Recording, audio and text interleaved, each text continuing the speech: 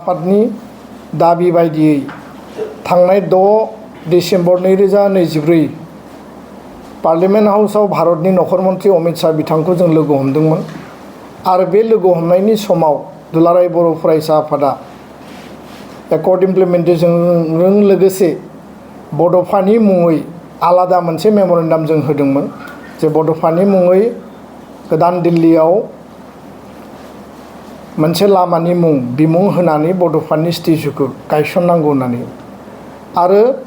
भारतनि नखर मन्थ्रि बिथाङा 57थि दुलाराय बर' फरायसा आफादनि कनफारेन्सआव दतमायाव फैनानै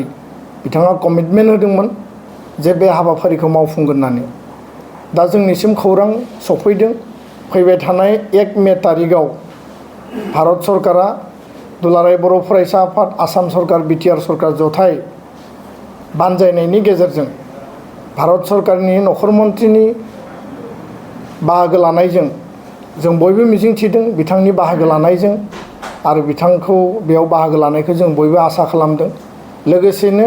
आसामनि गिबि मन्थ्रि डक्टर हिमन्त बिश्व शर्मा आरो दिल्लीनि मानगोनां गिबि मन्थ्रि रेखा गुप्ता लोगोसे बिटिआरनि चिफ प्रमद बर' बिथां आरो बिटिआर आरो आसामनिफ्राय गोबां एकाडेमिशियान गोबां माखासे इन्टेलेक्सुवेल्स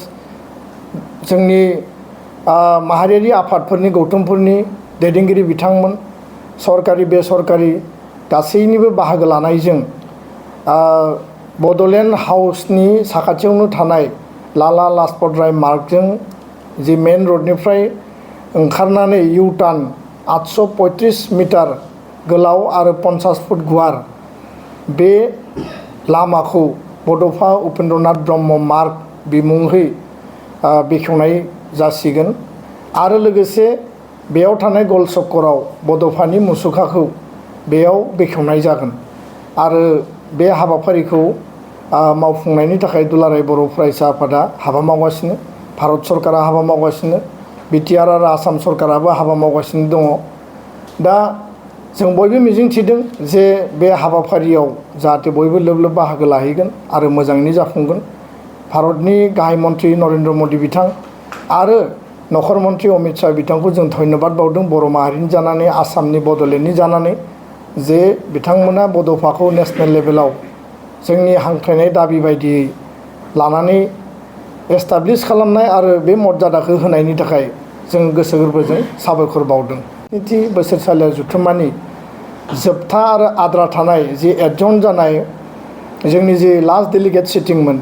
जेराव माखासे रिजलिउसन आरो माखासे जोंनि हाबाफारि दंबावोमोन आरो दुलाराय बर' फरायसा आफादनि आथिखालनि जि मावसम बे एग्जिकिउटिभ बडिखौ मिरुनि एग्जिकिउटिभ बडिखौ रिजलिउसन खालामनानै गोदान एग्जिकिउटिभ बडि सेन्ट्रेल कमिटिनि बेयाव दाफुंनांगौमोन। बे हाबाफारिखौ जोङो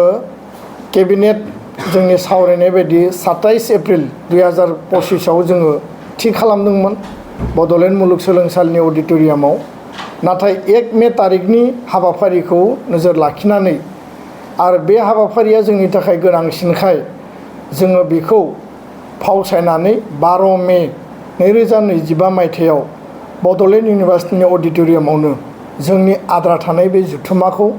बा बे लास्ट डेलिगेट सिटिंखौ खालामनो थाखाय जों थांखि आजावबाय आरो बेखिनि खोथाखौनो दिनै खौरां मेलनि गेजेरजों दुलाराय बर' फरायसा आफादनि जानानै जोङो जयै आंजों लोगोसे गाहाय नेहाथारि खनिन्द्र बसुमतारी आरो जोंनि पिआरएस सोमदोन ब्रह्म जों बयबो बे खौरां मेलनि गेजेरजों बयखौबो मिथिहोबाय। गोजोन्थों।